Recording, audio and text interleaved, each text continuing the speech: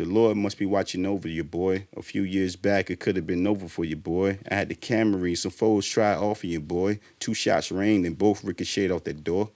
Know what I'm saying? That was a real situation.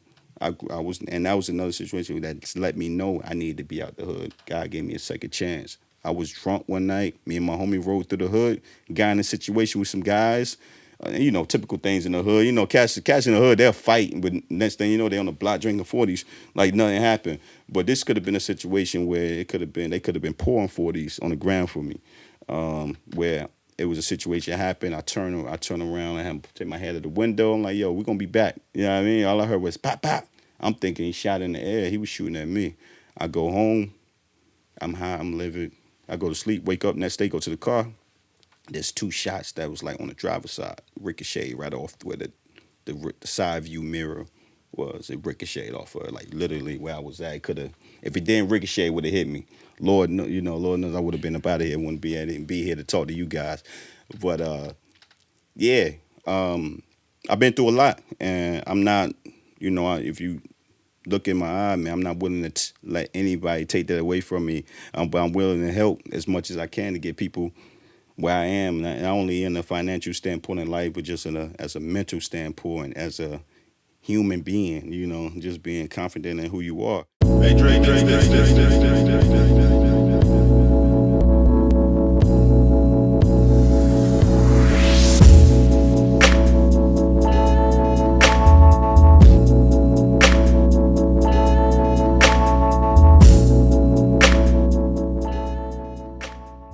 A lot of stuff was happening for me over these past handful. So Yeah. Nah, definitely. That's a good foundation. Black Frame is like the centerpiece to like the music. That's like if you look at a table, there's always like your grandma house. You go to grandma house, there's like a fruit bowl. yeah. That's that project is like the bowl that holds the fruit of my music. So how did everything start? What made LVitto say, "Yo, I'm trying to rap"? 2.5 LLCs podcast. Let's go. Cause you already started. Pretty much, yeah. Oh, we in it. We in it. We in here let's, now. Let's dive in. Let's dive in. Okay, so I always been a fan of music in general. My father, he loved like Run DMC, LL Cool J, and Rakim, which actually my middle name is Ramel. Whole name is Carlos Ramel O'Brien, but the Ra and Ramel came from Rakim, and which was the God MC, and that's what they call him. He's like, I ain't gonna front. He's like one of like the most influential rappers that came out that didn't have to actually curse in his lyrics. If you know, as you listen to a lot of his stuff, he said some dope stuff, and then he didn't have to curse. But what got me into it was the fact that I've always been a steward of music and a student of music, from Michael Jackson to the Jay-Z, Nas, just the legends of the golden era. But it wasn't until Biggie Smalls dropped this record called Victory. You guys remember that? And when he dropped Victory, it literally like changed my life. That's why Biggie will always be like in my top 5. But it changed my life because the rollout, the way he dropped that, what he said in that record, and the rollout of the record, the video. You guys remember that video? Very theatric. If you go back to Biggie Smalls' Victory, like that video, if it could go toe to toe with any video out right now. It was very theatric. I don't know how much Diddy spent back in the day. He had a bag, but he dropped that video and it's like Busta Rhymes is on the top of the roof like a gargoyle and stuff is blowing up, and it was very theatric. But it was a very classic verse, and when I heard it, I just thought I'm like, man, I immediately started writing like at that moment, like literally I was like at the table, and it was mad stuff on the table. We'll get into that. I'm the oldest of 6, grew up in the hood, so it was grab whatever you could find and write on it. So I grabbed a napkin and just started writing immediately, and I just started, I always say, for the commission, they asked for permission to hit them. You know what I mean? For that first thing, I want always that was like a killer like opening, like it was very the way he enunciated it. I wanted to kind of just emulate that whole thing. So I would like take what Biggie Smalls used to rap or say and kind of just from the actual enunciation to the syllables in each verse and try to emulate it with my own words. So I started doing it at that point, and that's part of fast forward. That's how I got my name. LV, and the LVitto is love victory. So the only way you could win is through. I love to win, and the only way you could win is through love. And out of my love for music, it came from Victory, which was created by Biggie Smalls. Okay. So, long story short, it came from Biggie Smalls' Victory. So y'all check that out, definitely for sure. Okay.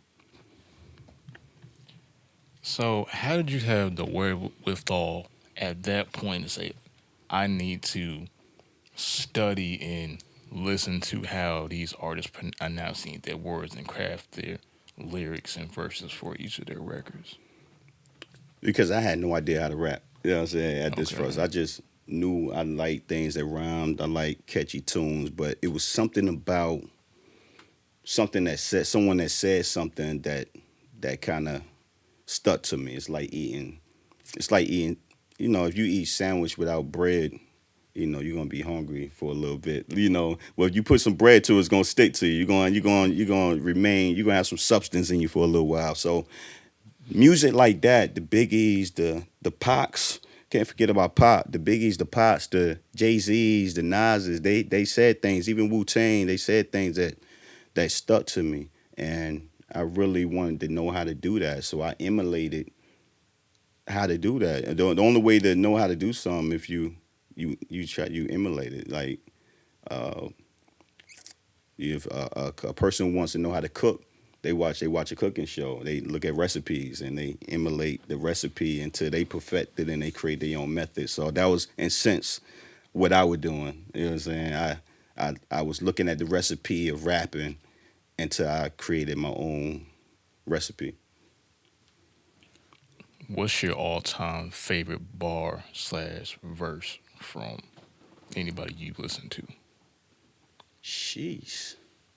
You ain't gonna say whole verse, obviously, but if you got just a bar, that's just this is the one.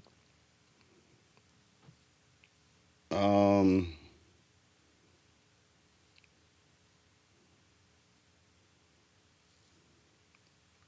Um. Jay-Z did this verse, man. And I got it's a lot of them, man. This one just come to me. He said this verse. It was a Grammy Family freestyle. I don't know if you heard of that. Okay. Yeah. So he say, everybody want to be the kings till shots ring. You laying in the balcony with holes in your dreams, or you Malcolm X style getting distracted by screams. Everybody get your hands off my jeans. Everybody look at you strange and say you changed, like you worked that hard to say the same. Know what I mean, like that. What I forgot what else he said, but those lines right there, that was so it's crazy. Yeah, that whole freestyle, like the Grammy Family freestyle by Jay-Z was incredible. But that everybody look at you strange and say you changed, like you worked that hard to stay the same, is something that stuck to me then. I think I had just graduated high school when he dropped that. He was in retirement, and I was in a real walking a tight rope between the streets and like creating my own business, like being my own man. So I was really 1 foot in, 1 foot out type dude. But I had this thing about me that certain individuals on the street would cling to, but like corporate cats, like individuals that should speak a different jargon would actually speak to too. So I was kind of like I had the best of both worlds, but I was like, that's the streets couldn't, I just couldn't leave the streets because as soon as I step one toe into the next direction, cats on the block were like, yo, man, what are you doing? You speaking, I would articulate myself different. And they were like, oh, articulate? You talking white? Like, what are you talking? Like, and then, you as a kid, as a 17-year-old, 18-year-old kid, you looking like, damn, am I? You start questioning yourself. Then you want to go a little bit harder in the street just to prove that you not trying to be that way. But when he said that, it confirmed my destiny. It confirmed my destiny, and I transitioned. I made that transition, and I still speak with homies on the block, from the block, but I'm not on the block. You know what I'm saying? So I'm speaking to them from a different view and showing them the way Jay came from the block and where he is. I kind of wanted to be that influence to my people, and I continue to do that day in and day out. It's a constant fight as us as black people to kind of not tap into that instinct that we had to survive because of the plight of America has not been created for us, even though we created the landscape, you know. Um, but yeah, that's one of my favorite lines, bars from Jay was one of the people that inspired me. Favorite LVitto bar? How much time we got? Oh man, sheesh. I'm gonna go with like, sheesh. Um,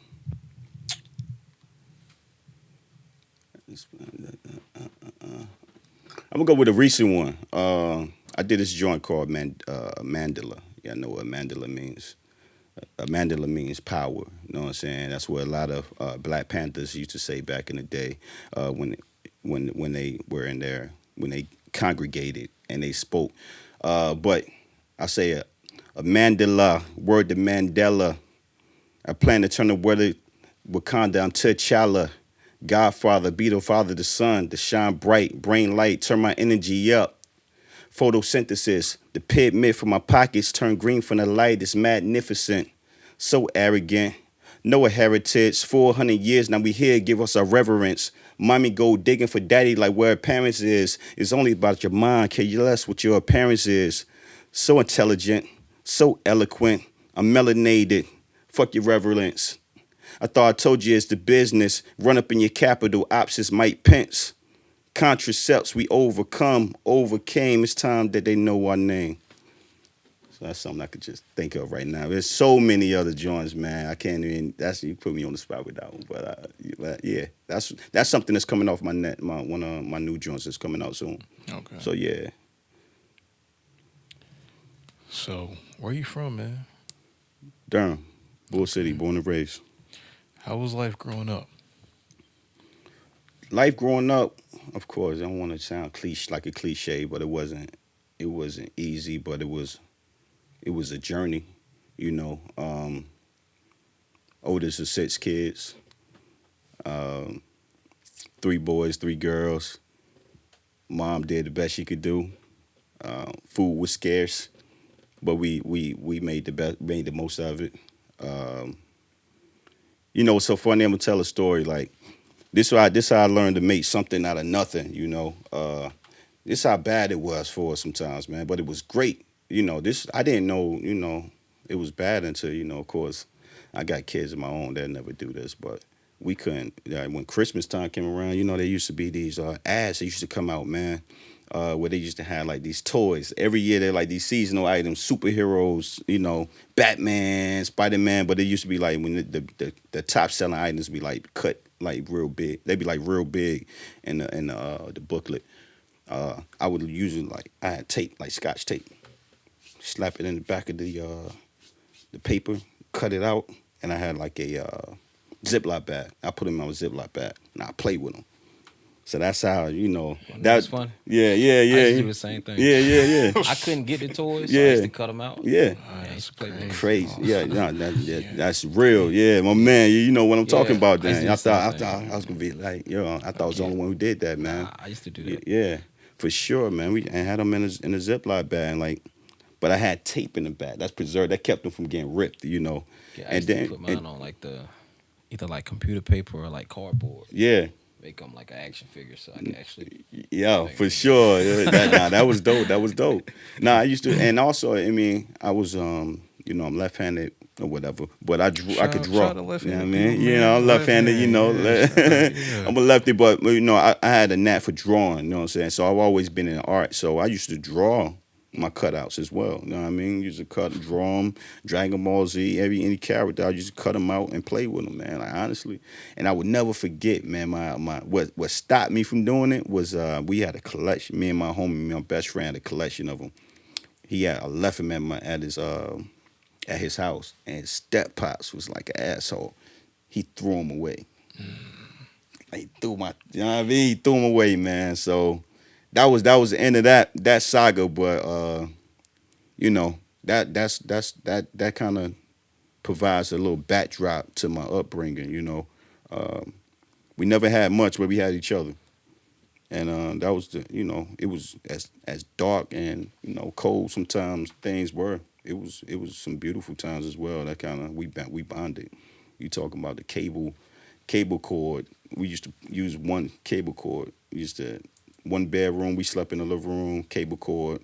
Pull it all the way from the bedroom to the television to the point where if you slipped, we had like two different TVs because people would trip in the back of the cord to come out the TV and to the point you couldn't put it back in there. Yeah, I mean I got some stories, man, but it was some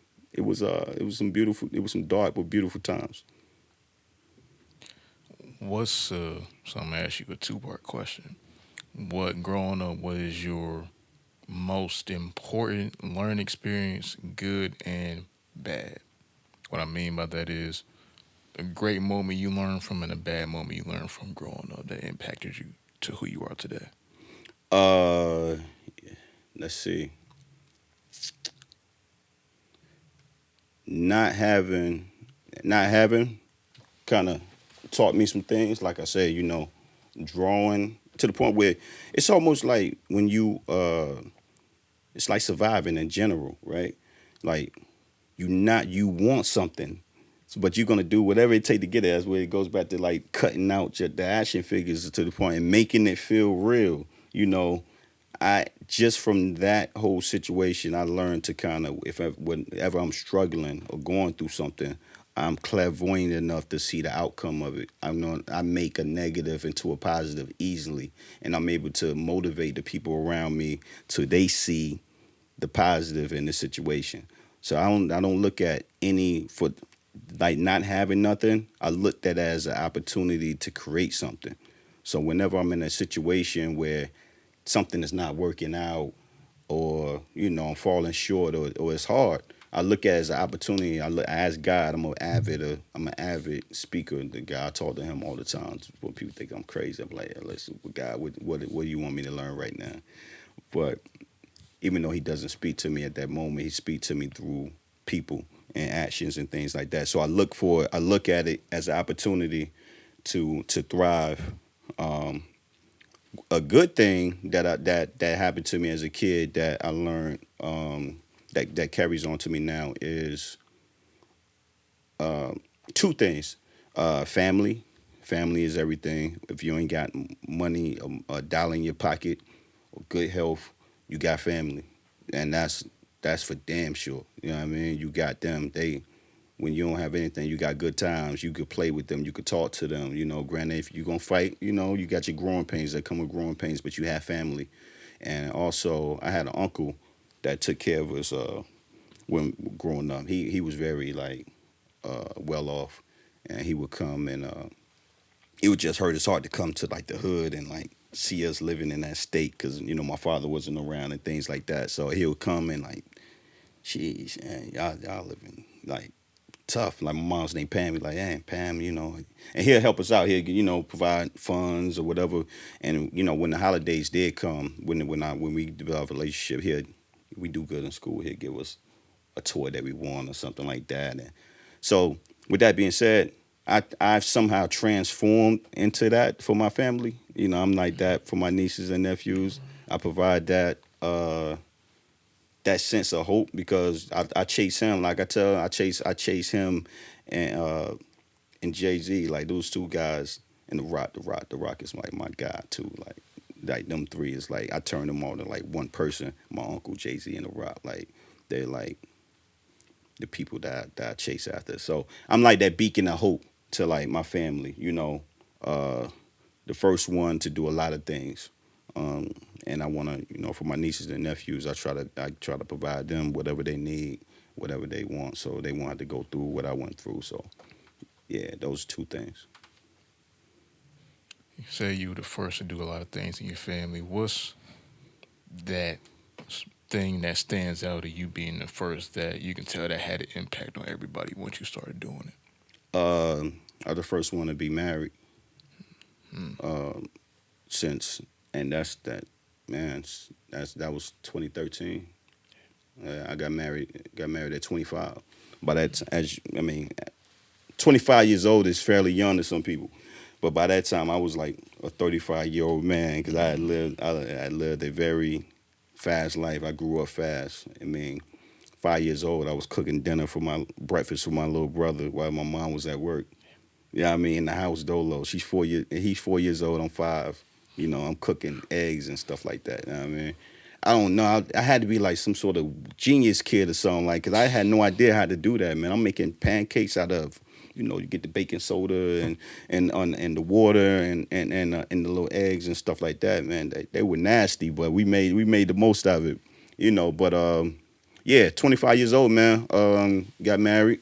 The first person to start a business in my family, form an official LLC.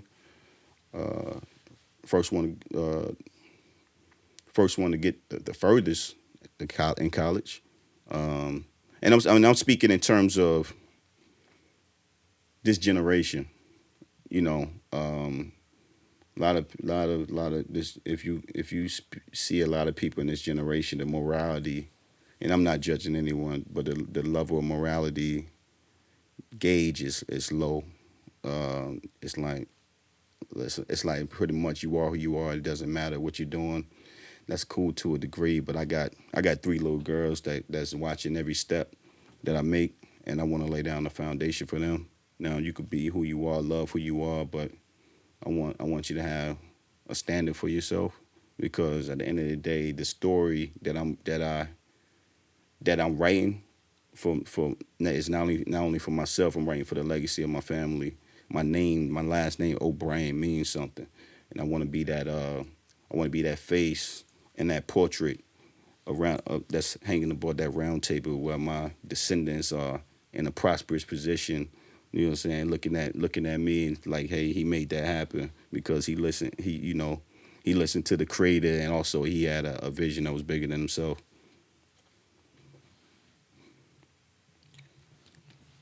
You some kind of wonderkin. Only reason I kind of say that is because you one knowing how to cook breakfast at 5 somehow, some way. Yeah. You might have been blessed with the gift of observing and knowing how to create and react off of what you're seeing, and it just works for the most part. If I'm wrong, just let me Right. know. Right. Yeah. And then carry that on to how you create and craft your music Yeah. and your language and how you. I like this when I hear certain artists Yeah. that may be quote unquote local, so to only say quote unquote because of the potential of Yeah. where people could go once Right. they hear Right. seasoned. Yeah. That's when I heard your music. Even though it's your first album, I'm like, yo, for a first album, even this 2015 is his first album for anybody who doesn't know, called Right. Black Frame. Right. I say, yo, for a first album, this sounds professional. Yeah. Shout out to my engineer, man. My brother Shaka Harley, man. I was just talking to my bro here. I'm like, I was just listening to it. I'm like, yo, that's my shit. That shit sound good. You know what I mean? I'm like, yo, it sound like I literally recorded it yesterday. The way he mixed it, it was, yeah, phenomenal. And the stuff that I'm talking about is so still 2015, but it's still so current. I told my bro, I'm like, yo, this is good, but it's fucked up at the same time. Like, yo, we talking about the plight of the black man, and it's still happening like in 2022. So it'll be the 10-year anniversary of 2025. Hopefully things is different. I know it's gonna be different for me and my people, but yeah, but appreciate that, bro. Yeah, so I'm listening. Man, all right, Yeah, cool. And it just spawns like so many questions. It's just, all right, you got to that point, and then building it from there to doing what you're doing today. It's good to see. But that takes a lot of work. That's not an overnight thing at all. and known as having being engineering artists in the studio, working with artists, and being an artist myself, I know how hard and how long it takes to become Yeah, something like that. for Even sure. if you may or may not have a gift for that, but you are the ones that do. For sure. And with the production, the way you craft it, you have the ability to do the crossover stuff too. Right. That's what I also noticed. So yo, he's really a mainstream artist once he gets looks. Right. Right. And when I first seen you at Bull City Summit, I seen you talking about that crypto record you got. I said, I'm like, Mm-hmm. huh? Got a Yeah. crypto placement. What? Yeah. So Yeah. real quick, speak on that before we get anything else. Your Yeah. crypto placement. Yeah. Yeah. For those who don't know about crypto, it's the inevitable emergence of financing. You know what I mean? So if you're not on it right now, I suggest you get on it right now because our ops, they're on it right now and they're doing everything they can, just like from that, if you notice from that crypto conversation, I mean, my man, I'm not clowning my man or anything, but he said nothing that of value, which he spoke in jargon, which was over a lot of people's head, and he wasn't speaking in terms of things that could actually help the artist. That was an artist crypto 101 type deal, but he was kind of measuring crypto to the stock market, and they're two different things. They're two different things. So I could talk all day about crypto, but it's definitely a digital asset financially that's beneficial and it's constantly growing. It's constantly growing, and could change people's lives. Like it changed my life as an artist. So with that being said, I dwell in crypto people. They dwell in the two T's, Telegram and Twitter, and I developed a relationship with a crypto community by the name of Addy Finance, and they were looking for like a theme song in Telegram, and people was just looking, sending records, sending music like jingles to them, and it was just it was very generic, and. My homie was like, yo, man, yo, dude, you should do this, man. I said, no, they got to pay me. They got to pay me big time money, man. They got to pay me, So I said, I need 1 trillion Addy, and that equates to like maybe probably like 80,000 or something at the time. But they presented, my homie presented it to him, just threw it out there, and they shot it down. They were like, oh, nah. But then they heard my music. They were like, oh, what is he willing to do? What is he willing to do? So, a couple months went by, and I just happened to be in the studio. And I saw the community. I started to believe more in the community because they do these things called AMAs, Ask Me Anything, where they'll just do like a live chat, and all the people in the community, it's almost like crypto church, where this guy, he speaks and he kind of just riles everyone up and talk about how big the community is, all the utilization that they have, and because crypto is big on like hype and utilization and things like that. So I was chilling one day, man. A couple months went by. I was just chilling, and I just heard a beat, and I knew enough about the coin and the community to just have a conversation. So it's nothing for me. My process, I could just go into the studio, and if I know enough about it, and I don't talk about anything I don't know about, I'm able to rap it. So literally, like I went into the studio, told Shot to put his beat on, and I rapped about it. I said, addy, addy, addy, addy.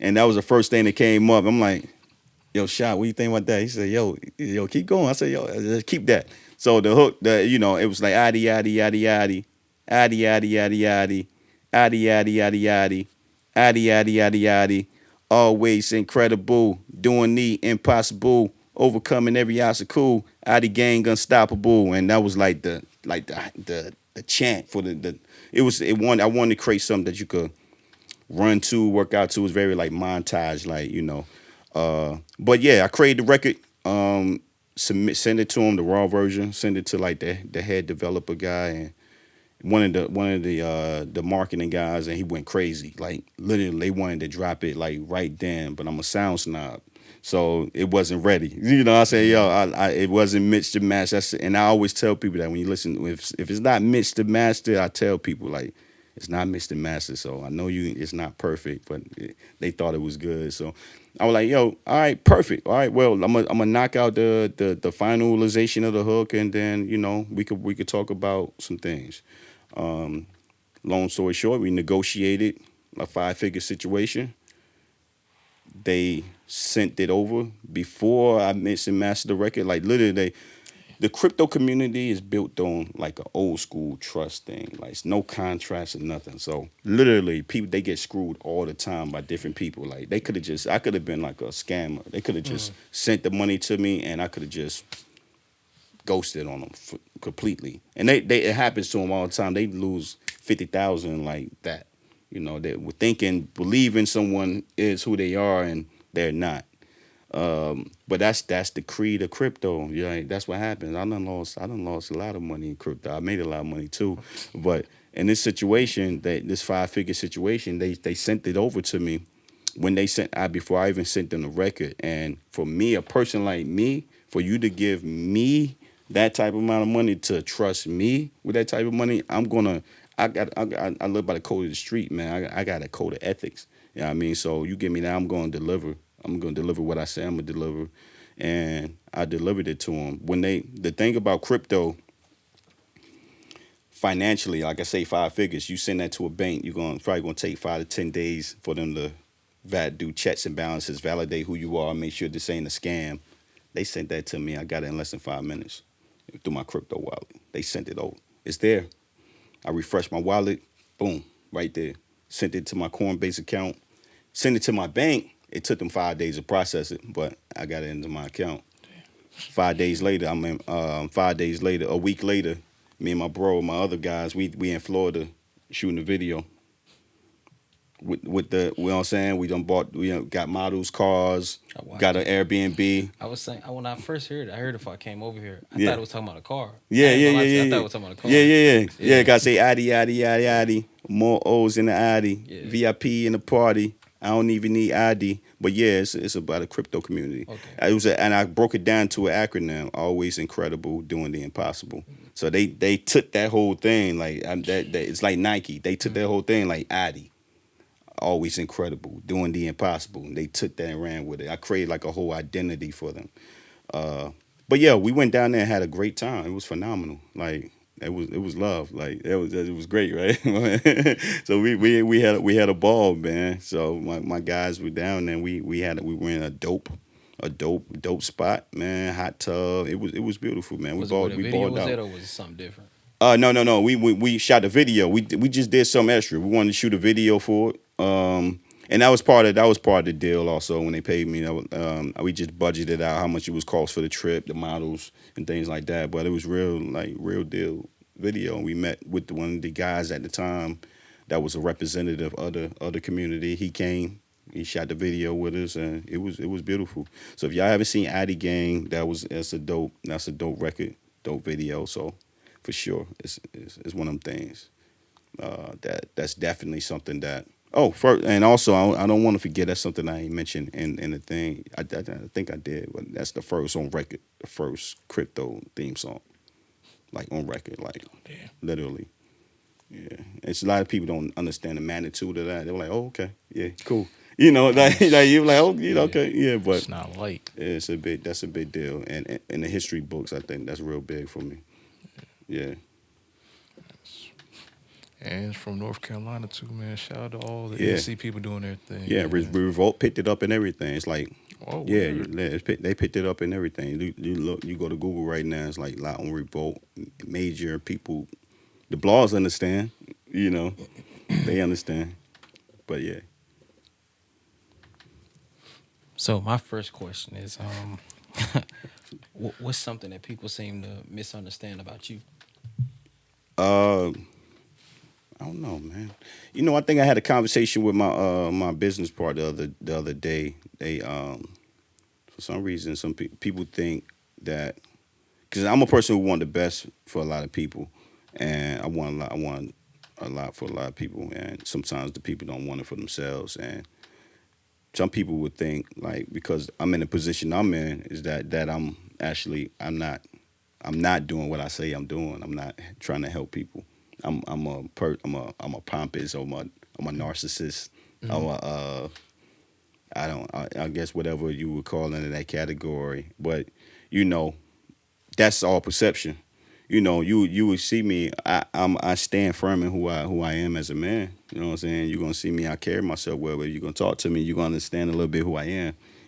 And what I stand for. And that's why I wanted you to listen to Black Frame, because that is an audio biographical project that where if I was a mute right now, you would understand who I am from that project. But yeah, some people think I carry myself in a manner in which I think I'm better than people. I don't, I don't think so. They go back At, to what Jay-Z said. You yeah, think you work that hard to stay the same. yeah. So my people, some of my people, they're all right. So this goes back to crypto. Some people are on the block, but they can't see themselves. That's a stop sign. They can't see past that stop sign. You know what I mean? They see all the cars that go in and out from that joint. I used to be there. I used to be like, they'll post up, get out their house, brush their teeth, smoke a blunt, and go chill in the same spot. And as soon as you leave that block, they think you leaving them, in a sense. You know what I'm saying? And that's psychological, because I've took psychology as well. And I understand, and I take a lot of these classes. I'm in school now. I take a lot of these classes for now, not a piece of paper. You know what I'm saying? I take it just for life enrichment. There's some things that I learned in school that they don't teach. They don't typically teach. You won't typically find like surfing the web and stuff like that, because they blind. The internet blinds you with like a lot of foolery. You know, of course I love a nice, beautiful woman like the next man, but I don't want to see twerking every time I get online. Like, you know what I'm saying? It's to the point where everywhere I go, my homies like, yo, look at that right there. I say, man, I say, where? That's what's up, man. Yo, what's on the agenda? You know what I'm saying? But I know who I am as a black man. I know what I've been through as a young black man. I couldn't have. There's a record called Banana Pudding on Black Frame. And I say, the Lord must be watching over you, boy. A few years back, it could have been over for you, boy. I had the Camry, some foes try off of you, boy. 2 shots rained and both ricocheted off that door. Know what I'm saying? That was a real situation. And that was another situation that let me know I needed to be out the hood. God gave me a second chance. I was drunk one night. Me and my homie rode through the hood. Got in a situation with some guys.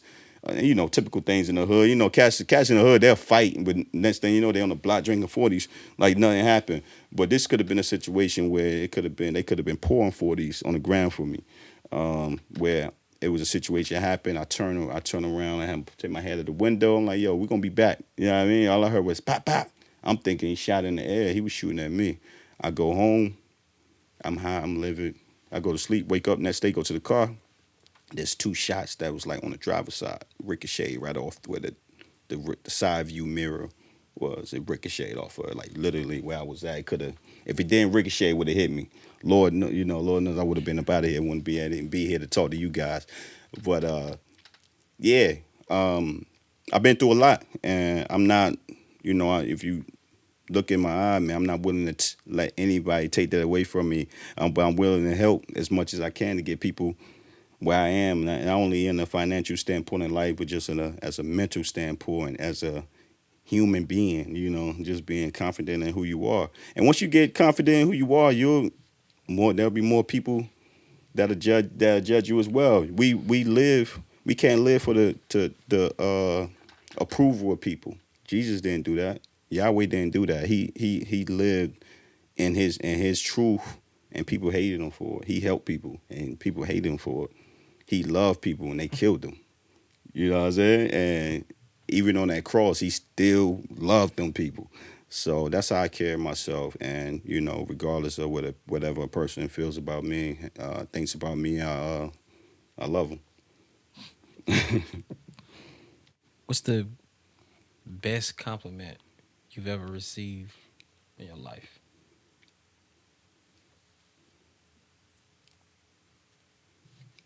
Daddy, you're the best I concur. for my daughters.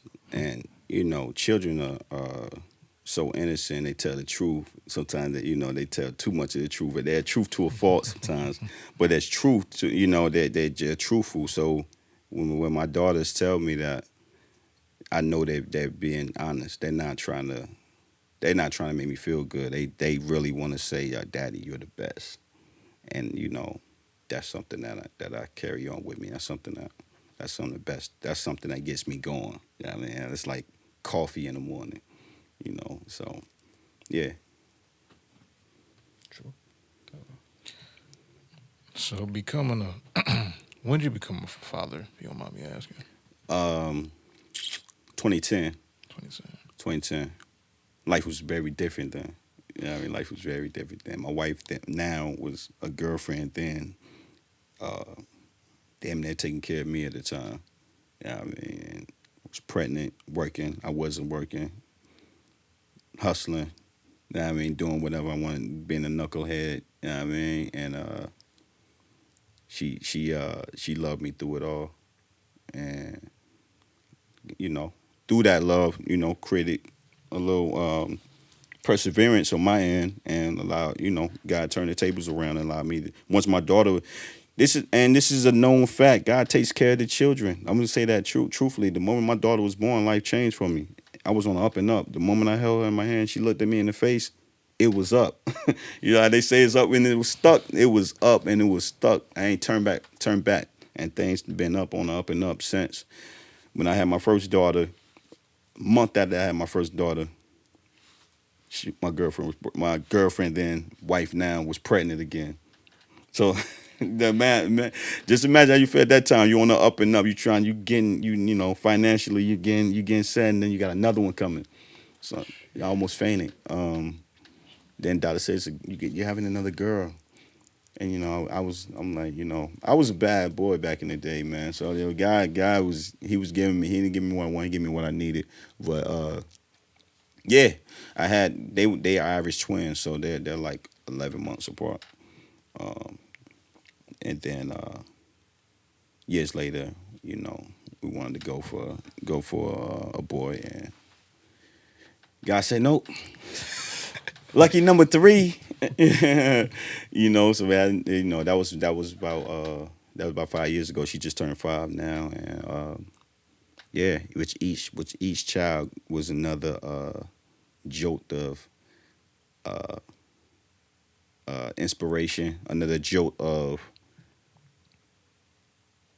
patience, and another jolt of love, man. Because I was the person that you see before you today is not the person who I was back in the day. I was not like very easily angered.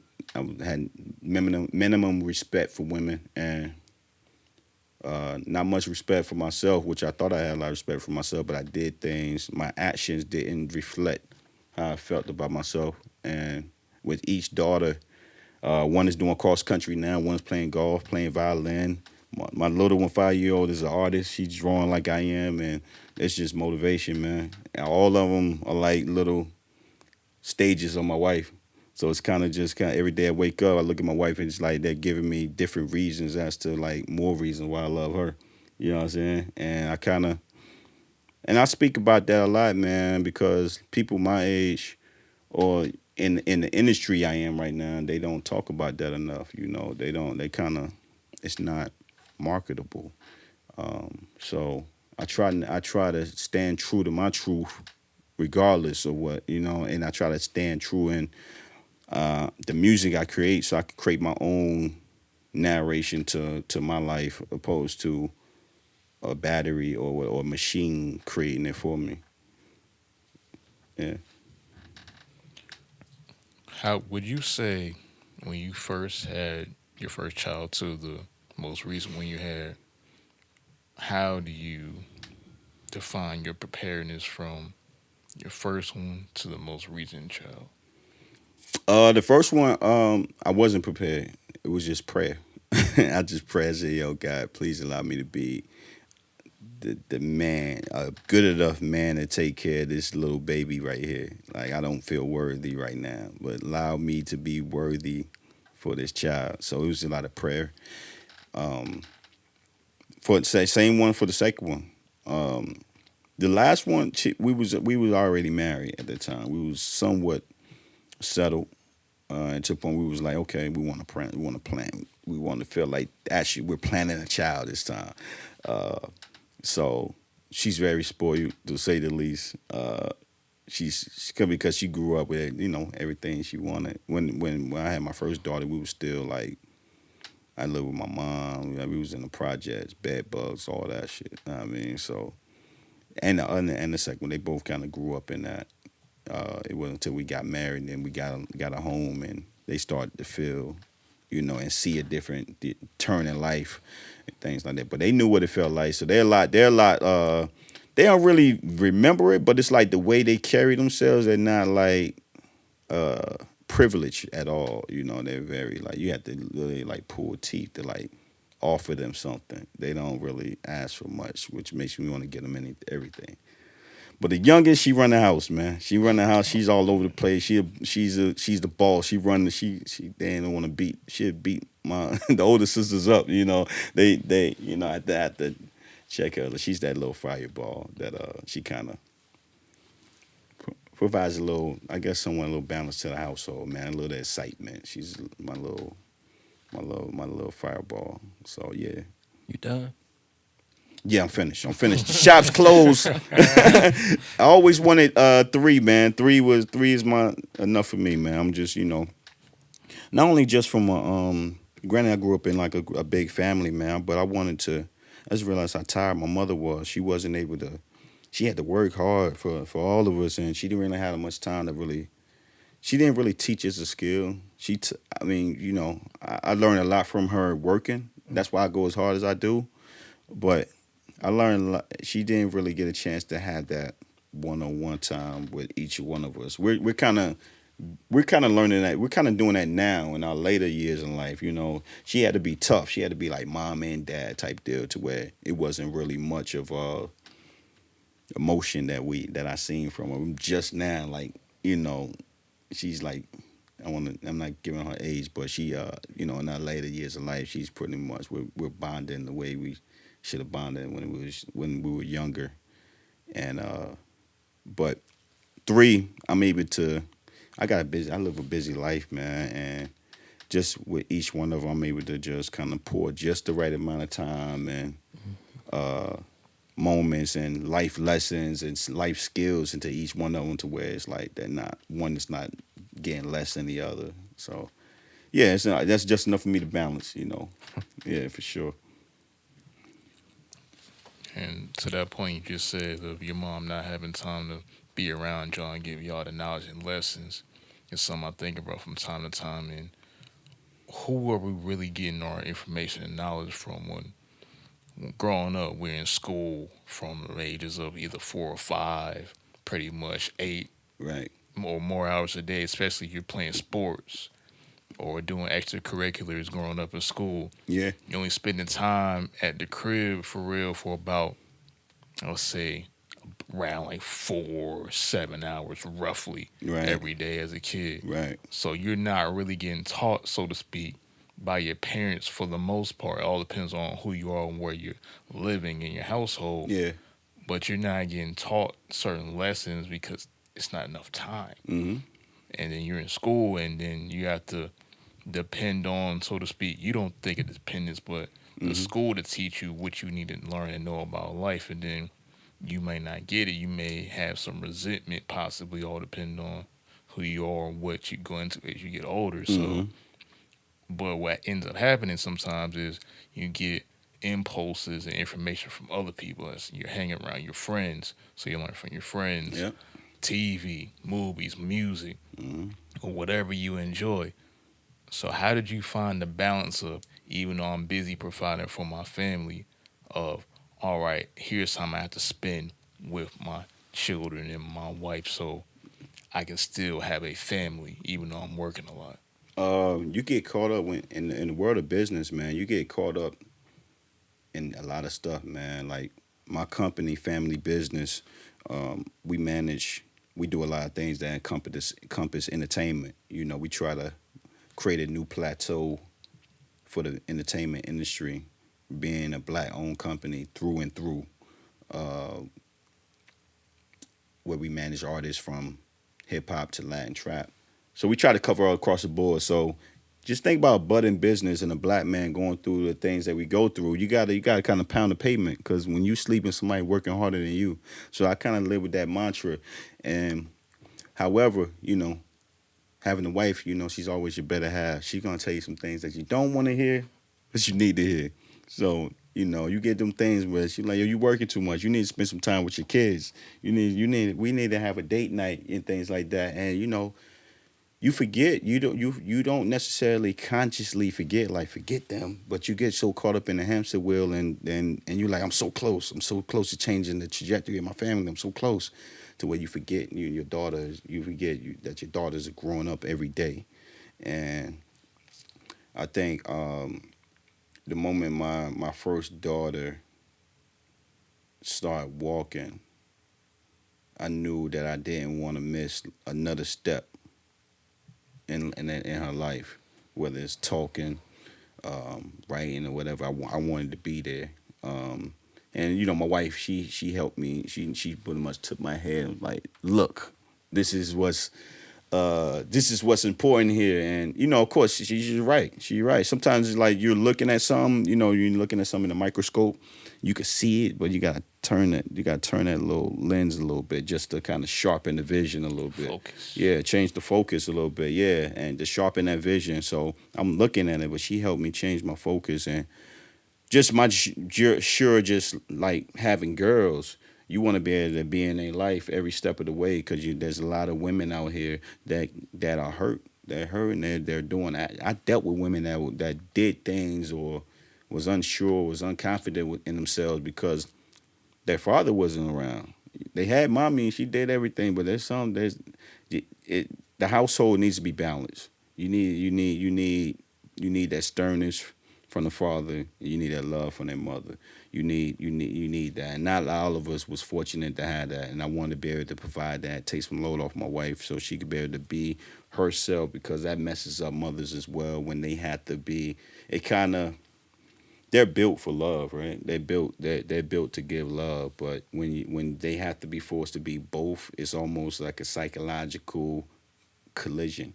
You know what I'm saying? They're fighting against themselves to be something that is missing in the household, and it kind of thus, you see the plight of society these days. But I wanted to be an instrument in the household that kind of attune my daughters in life to be able to be the successful young ladies that they are going to be. That's what's up, man. Go ahead. You got any more questions? Um, You sure? could you take All right. I was listening to your first album, and you had not a theme, but it was a track where you talked about where you was past relationship. I assume you're speaking about it. Had like an abortion or something. Yeah, Yeah, okay. yeah. And she didn't tell you till afterwards. Yeah, yeah. That was what song was that? That was really real. I think that was real.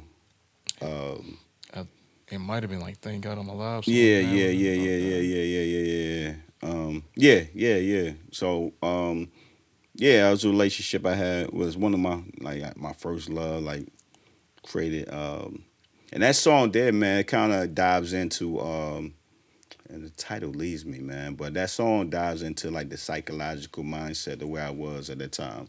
Uh, Cause I say my wifey don't. The first verse I say, "Wife, my wife never shows me." That says I never show her enough affection. Maybe because when I was young, I had the jack boys for their neck. You know what I'm saying?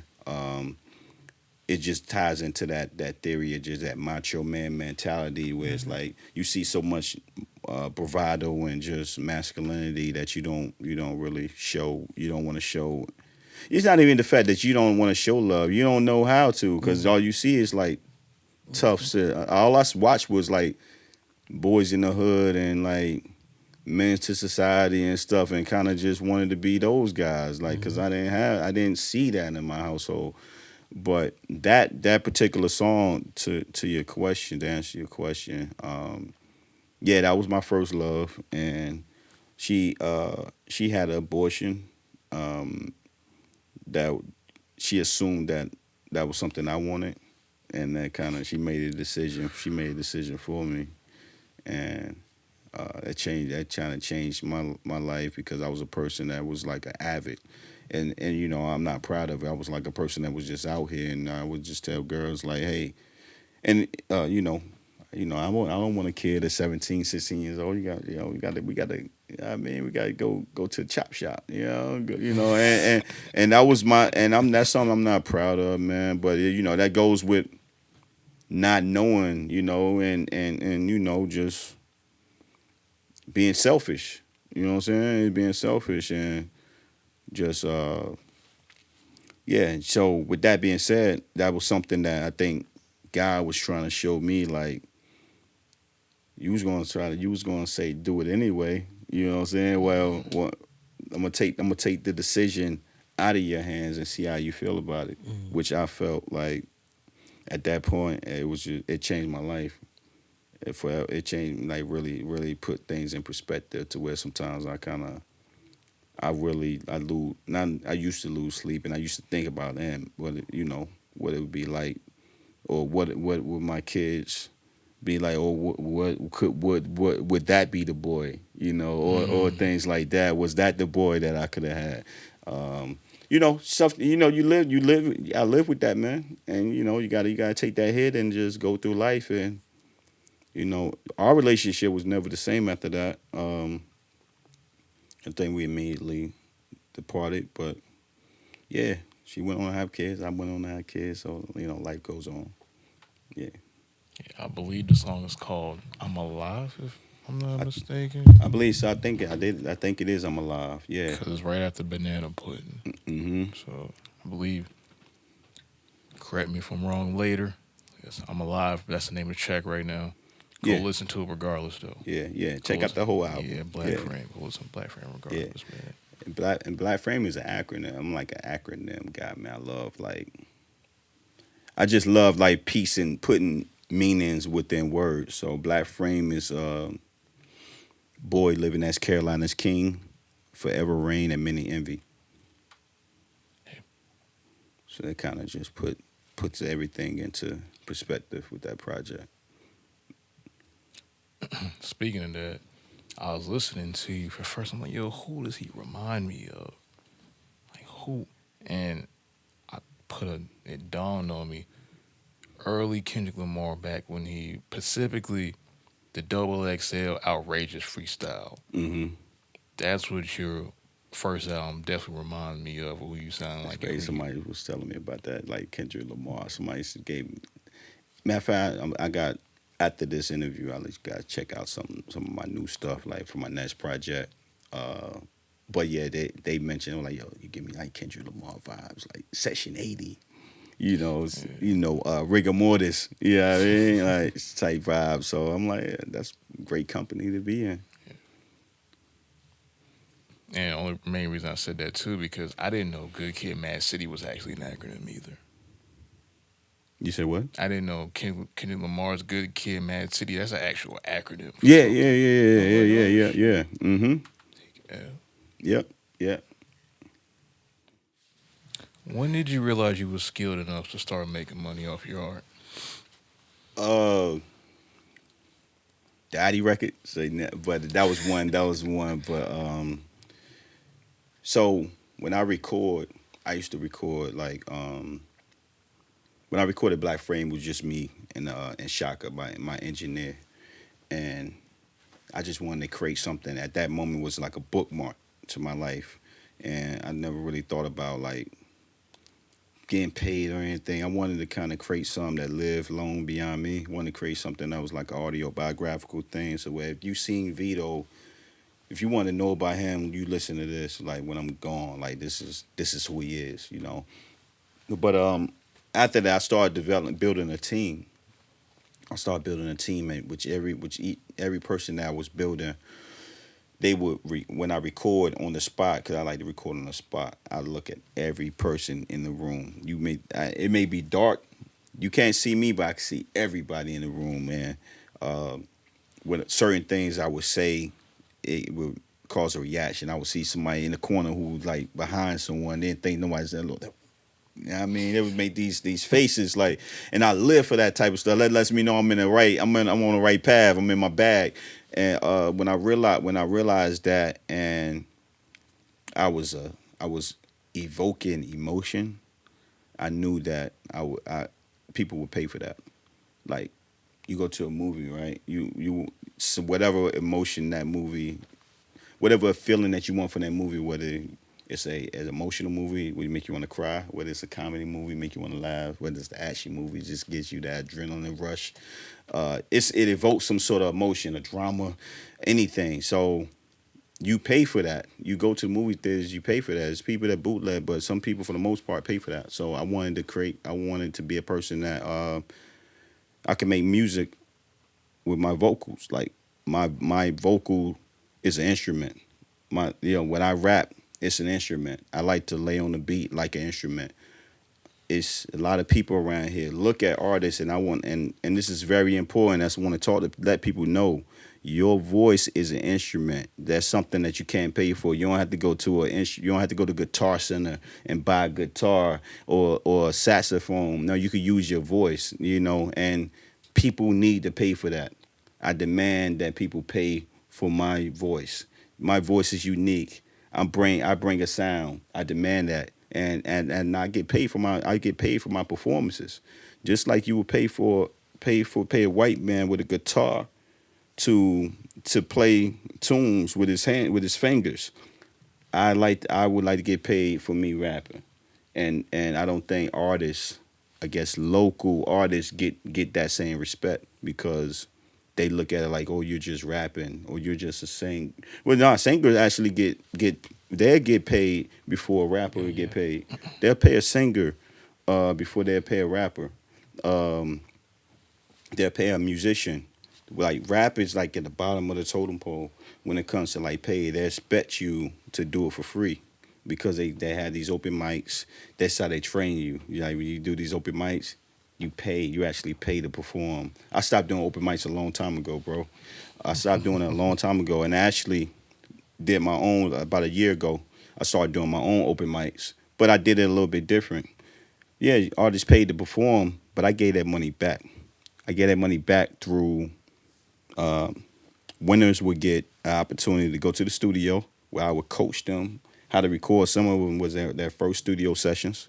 I would pay for that with some of that money, or including with some of my money, help them get actual cover arts, professional cover arts done. So it was actually in a sense like artist development that I was doing. And these artists I have still have relationships to this day because I put value back into them opposed to just eating off their hunger. They wanted. I did open mics. I spent a ton of money on open mics, and it didn't land me anywhere. I got a lot of relationships with a lot of people, but you want to perform. You don't want to perform in front of a crowd of other artists. They're just waiting for your time. They're looking at your joint. They're like, "Oh, you two more people, and now I'm up. I'm about to shine." So, I didn't. I seen that a long time ago, and it works for some people. It works for some people, but I wanted to create something different. So every time when I go, it was a point where I would go to a show because I wasn't doing open mics no more. And people were like, yo, when you doing a show? When is your next show? When next time you performing? Because it was at one point, I lived right here in Durham. They didn't see me. I would make moves online with my business and stuff. They didn't think I lived in Durham. So when they saw me, it was a situation where they just like, yo, they were just happy to see me. And they wanted the next time they see me on stage, they were like, yo, they were going to be there. So when I realized there was there was some demand there, I supplied it. Created my own events and people paid for it. And to this day, I'm getting paid for my stuff. On top of that, I'm getting paid. When COVID happened, that my company took a hit to where we thrive on live shows and merchandise and things like that, but we was unable to do so because of COVID and all the stuff that was happening with us as a people, George Floyd and everything like that, man. And yeah, I started to feel like slightly depressed. Know what I mean? During that time, it was tough, because you was isolated from people. Uh, I had tried to figure out a way how I was going to survive as an artist. So I actually was forced to redefine myself in a way I made money through crypto. Like that's when crypto was kind of like booming. I had nothing else to do. I just had to just learn this, and I gained a relationship with this community, and that's when I created that record during that time frame, and got paid the largest amount of money I've ever been paid as an artist, like for one song. They probably took artists to do like perform the whole year to get paid what I got paid for that one song, and it was something that I don't take for granted. Like I did this year. I did the first NFT record called Pirates of the Blockchain. Like on record, the first NFT record. Like I could, and I was given three, like these right here. Like these are NFTs. I was given three of these. Each of these are worth like 10K a piece. So if I sell it, I could, it's cool. But we're in a climate. Thing is about NFTs, if you can't people, you got to sell it to people who got money. Yeah, Nobody got money right now, community, so yeah. it's just stored value at this point. But just to have it there, it's nice to know that my art. I'm not just looking at like JPEGs. They're actually worth something. Um, but I realized I could bring value to companies with my music. That's something that should be paid for. It's not only it's like a give and take. They need the identity as much as I would like the funds. And I provide that. Take my guys when took my guys out of town. We went out of town and not only had a great time, we shot a dope video and created great stuff. So as I continue to do that, my goal is to kind of show artists not only what crypto is, but the value of crypto and the value of themselves combined, where they can actually cross over and make that crypto profit as well. But they first got to believe in what crypto is before they even get into that realm, because you can't dwell somewhere that you don't know what is and just try to do it for the money. You got to really be in it until you know what you're talking about. Because these tech developers, they know they'll fact check you. If you listen to Adi, I don't know if you listen to it. There's a lot of like crypto jargon in that song. You just listen to it, you would think it's like a regular record, but it's a lot of crypto record jargon in there. Like, you familiar with like the crypto terminology like FUD and FOMO I'm and gonna get there, but not Yeah, right yeah, I, now. yeah, I yeah, heard that. I kept yeah, hearing that. I was like, what is yeah, it? Forno. I heard yeah, yeah, that name. I was yeah, like, yeah. Addy, addy, addy, addy. No FUD in my body. Like you, it's a lot of That's FUD is fear, uncertainty, and doubt. It's just crypto is the word of like acronyms, like, and that's another reason why I like it too, because it's a lot of acronyms, Perfect for you. Yeah, Yeah. FOMO, HODL. It's a lot of stuff, man, that we could talk about. That'd be like another podcast. I got an idea for that too. We'll talk about it off here. But Yeah, for sure, for yeah, sure. yeah. So last three more questions. Sure. Last two are questions we ask everybody, but this one is kind of like a question, but not really. I believe the difference between you and artists that are coming up or starting from the ground up, you develop the business mind and create a business for yourself that's profitable.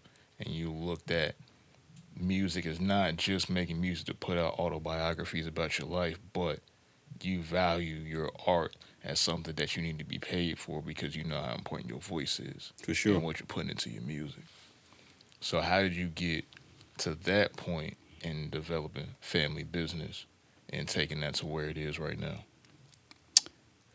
So, like I say, back to the open mic thing. I used to do a lot of open mics, and I was like a standout, like off gate of when I performed. Every time to where it was this guy, he was managing artists. Don't want to say his name. Don't want to say what they represent, but they weren't really managers. You know what I'm saying? I felt like I was managing the managers. So I'm like, if I was managing the managers, I might as well manage myself in my own company, create a company by the artists for the artists. We do what we say we're gonna do for the betterment of the artist and the art. And that's what family business was about. And it started off just as just a movement, but it was something that I wanted to create, like family. I'm all about family. I love my family, and that's like the foundation to who I am. And business is something in the music industry that a lot of artists, 90% and maybe more of artists don't grasp.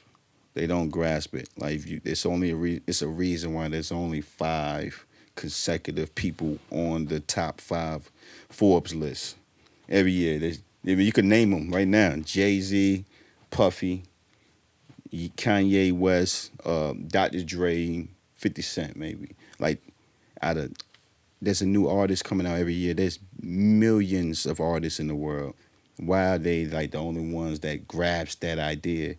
There's because there's not enough people that's willing to show them, or you know what I mean. And even the ones that are willing to listen. I mean, people like, well, we don't want to show them because they're not willing to listen. No, you don't want to show them because you want all the money to yourself.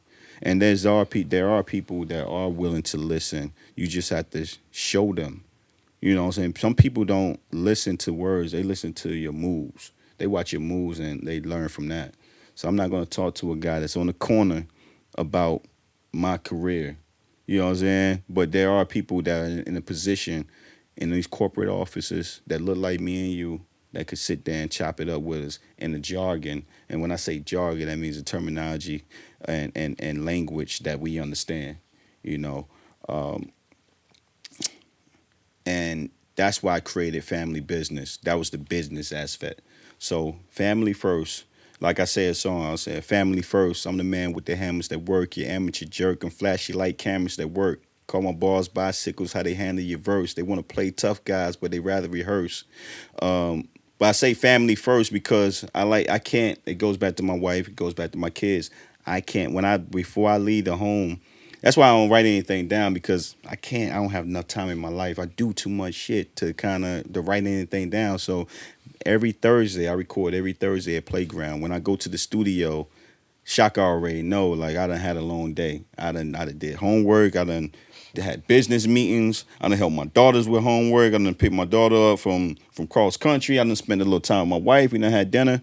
I had no time to write. I just he said, how's your day? Yo, it's been a long day. I've been rolling all day. Let's get it. You know what I mean? Sometimes I just walk right into the booth and let's get busy. Um, but yeah, I couldn't do none of that if I didn't take care of my family though. I had to take care of my family first. I had to make sure my daughters was great, make sure I ate dinner with them and everything. It was copacetic. Also, when my wife calling me during my session, like, where you at? What you doing? You know, I just want to make sure I spend a little time with her and make sure she good. And it was never that easy at the beginning. Of course, you know, when you got to develop that trust at the beginning when you're in this entertainment that I'm in. But we have an understanding now. She knows, she's seen the results of the hard work and the consistent effort that I put into my company and my people and the foundation that I created to be where I am today. And yeah, the company called Family Business, family first, and family and the business doesn't get handled unless you take care of the family. And I'm a big Godfather fan too. So like that's where Vito come from, like LVitto, you know, love it. Three, I Makes had to put sense. that in there. So, but yeah, I'm a big like Godfather guy. Like you come to me on the day of my daughter's wedding. You know, on to ask me for a favor. You know, I'm that dude. You know, and it's crazy in a sense. My life has like it's crazy has become like that like Vito Corleone. I'm that guy. I call myself Crypto Corleone. Like if you that's my identity in the crypto world. So yeah, I'm that guy. So you'll see like my avatar is like a the Vito Corleone with he's holding like the crypto coin. So yeah. So but yeah, that's pretty much like the premise of why I started my business and why I named it Family Business. And the lion that you see here represents my zodiac sign. I'm a Leo. It also represents carrying yourself as royalty. Not like you're better than anyone, but you just walk in excellence. And it represents the tribe of Judah. You guys know what the tribe of Judah is. You know that's just that cherry on top. You know, so yeah, A word or a phrase that makes you great. a word or phrase that made me great.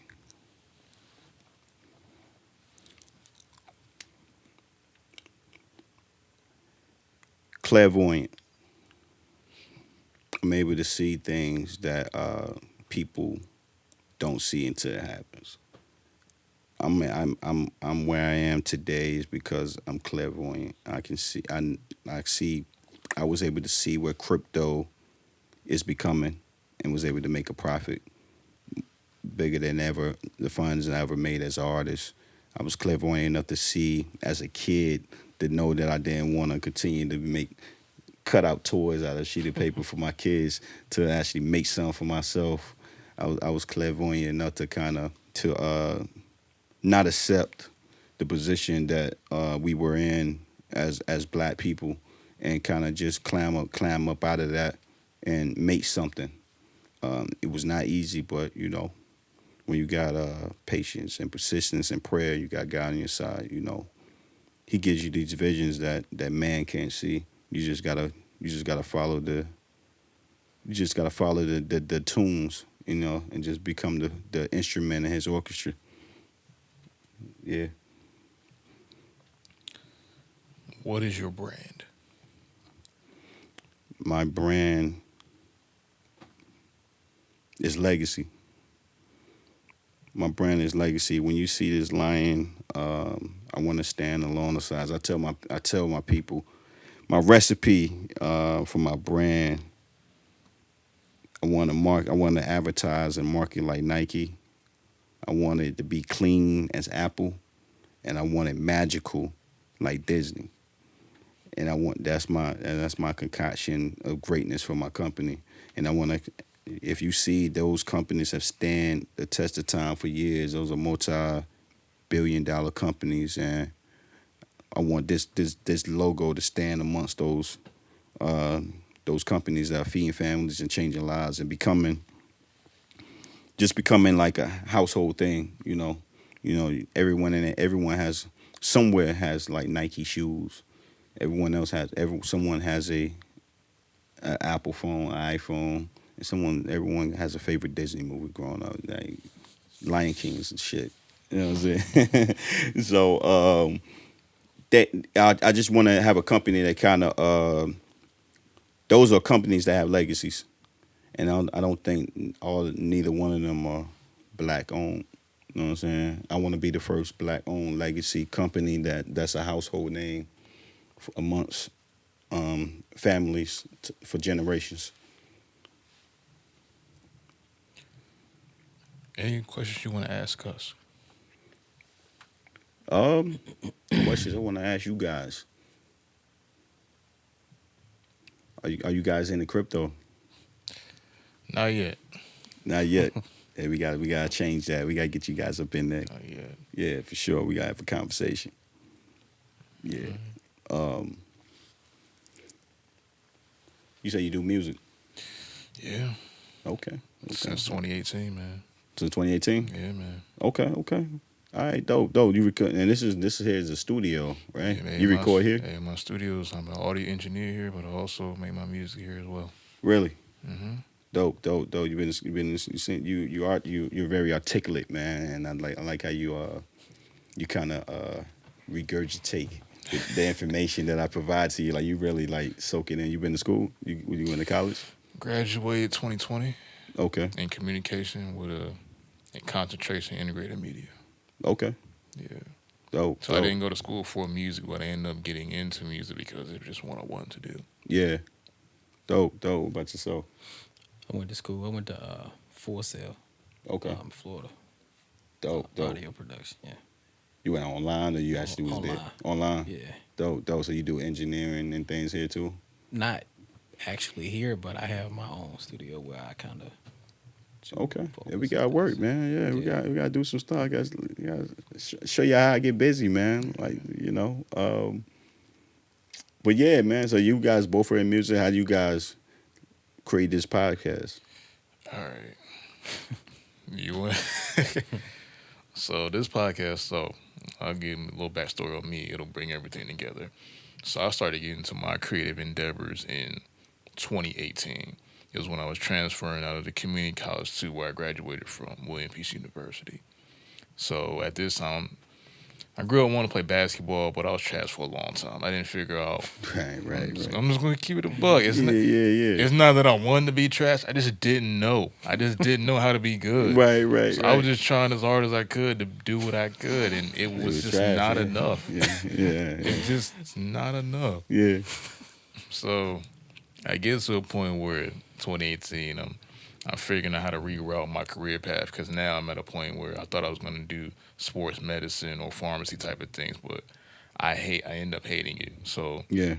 during this time, I'm doing soul searching. I'm like, all right, I'm doing a Myers-Briggs test, finding out personalities and such, just taking different types of classes, getting back to my art. Even though I have a very analytical type of mind, I also forget about my creative side as Mm-hmm. well. So tapping back into that and getting into music, literally just every day after hooping, me and a former host of the podcast, Zoe, we would always just be playing basketball, but we always just mess around freestyling. And Mm-hmm. he had a studio in his crib, and he was like, "Oh, you want to come rap?" I was like, "I ain't doing nothing else. Yeah. Why not?" And you know the old Beats microphones they used to have on the headphone jack. Yeah. That's first thing we was rapping. That's first thing we was rapping on. Yeah. But somehow, somewhere, it gave me a jolt to, all right, I want to just keep on going. So I ended up getting my first job scooping ice cream, and I ended up getting some money and buying me a Mac, and I ended up buying me a Yeti microphone. Right. And every time I go over there, I have that with me, and we're recording, just because we just having fun, trying to get better, just out of love with the art of music. Mm-hmm.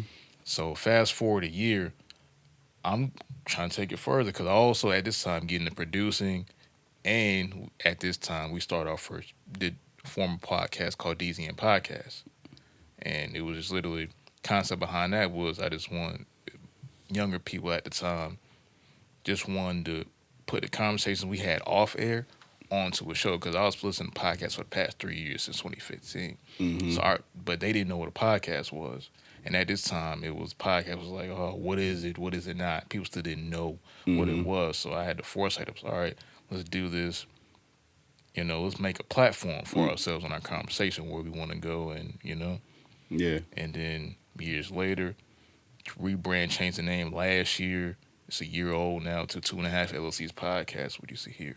LLCs, I mean, like acronym stands for Lucrative Life Conversations. No. You can at least get 2.5 of them on the show. Right.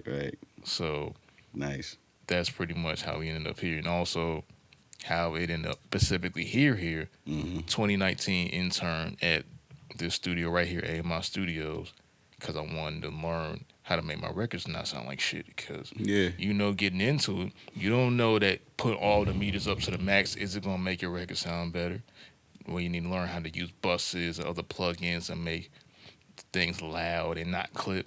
Mm-hmm. And seeing red is dead, so Yeah. it's never good to see red. Right. So I want to get more knowledge of how to make my records better, but also want to become a better musician, a better artist, so forth and so forth, and a better producer. Because I also was trying to make beats, and I didn't even know what the Metrodome was at the time. That's how synonymous I was. Right. I didn't know that before I came to the studio. I didn't even know how to use the Metrodome to count beats, bars, or whatever. I was just putting loops in from the program I was using called Logic at the time. Yeah. So, and then intern here for about 4 months, learn what I need to learn. Then I bring an artist in that I went to school with called Phantom Swami. And from when I learned, started working here as an engineer. Then later on, a year later, had a conversation. Hey, you mind if I bring the podcast here? Because at this time we was in the podcast trying to rebrand 2.5 LLCs, bringing the podcast back. He's like, all right, you can do it here. All right, bet. And that's pretty much where we are today. And how it used to be 4 of us, but 5 technically, but now it's just us 2 because there's certain things that had to happen, and we had to just Hey, we worked the I show. understand the journey, man. So, Yeah, man. This is a very long road, but we're here and we're just taking it to where it's gonna be. Right. Nah, that's dope. Yeah. And that was a long answer, but nah, it's dope to give me like an insight. You know what I mean? Get to know each other doing the podcast, man. That's dope. And I'll circle back Al. I mean, he ended up interning at the studio, and at this time we were trying to figure out the show with 2.5 LLCs where we're gonna take it. I was just interviewing and talking to people that was just around. Mm-hmm. And he happened to be one of the people, but he happened to want to be one of the standouts in my opinion from who I was around. Obviously Mm-hmm. not the only standout, but Yeah. that could help out the show. And I was just like, yeah, you want to be on the show? He was like, all right, yeah. And that's how we're here today. That's dope, man. That's dope, man. Yeah, I really see like great things for this joint, man. Like I like Appreciate the it, man. vibe, like Yeah. the questions, and I just like got the connection that you guys, that you guys have, man. It's like a dope vibe, man. You know what I'm saying? Giving gold type deal. So yeah, yeah. But yeah, somebody bumping, but yeah, somebody bumping like crazy. Before I thought of a verse, man. I want to actually try to end it with, man. I don't know if y'all got any more questions, but wanted to end this, man. It was something. It goes back to one of my verses because there's so many, man. I could rap all night, but I say. They dummies, I'm talking Steve, I'm injecting a lethal dose. Stunned like Evil Knievel, got one life, no sequel though. Repeat the procedure, I proceed with the ether. I'm OG, so you know I go OT with the heater. Went for picking potatoes, now we getting tater bread. On spar, separate your body part, Mr. Potato Head. Got it, I sell it. Got my bars and sales in Alcatraz. Got flow like my bro on Rossboro. Shout out to sellers, man. Serpents are lurking and biting at our feet. I guess Adam met Eve before Christmas and gift with her deceit. When I spit, they like sheesh. The haters grit their teeth, cause with me, it's 15 minutes for a verse. They can't compete.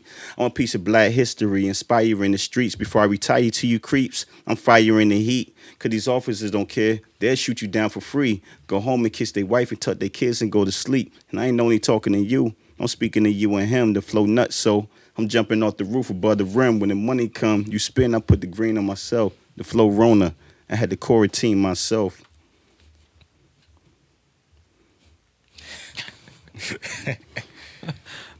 What need to be said.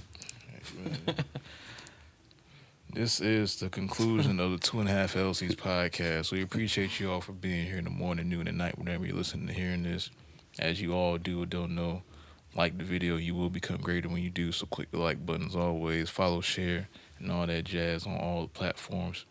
212 LLCSPOD on Instagram. 2 space 1/2 LLCS podcast on all podcasting platforms. Also YouTube, Spotify, Apple Podcasts, Google Podcasts, wherever you get your podcasts. You're gonna see us, the yellow 2.5 podcast with the black square in the background. That is us. And you can find me on Instagram at RETROD.R.E. The combination 3 is coming out soon, so be on the lookout for that. And you can find Antoine over here at Carter Boy 2521. I think I'm gonna be on the combination 3. I'm gonna try to get on the combination 3, but Okay, we'll we'll talk. see what happened with that. And you can find our special guest, LVitto. LVitto 919 on all platforms, everywhere, anywhere you can search, you'll find me. LVitto 919. Follow the company also, Family Business, FAMBIZZY 919 on all platforms. And stay tuned to all the great things that we have going on in Family Business. All right. Cool, man. Yep. We out of here. All right. That's a Rizzy.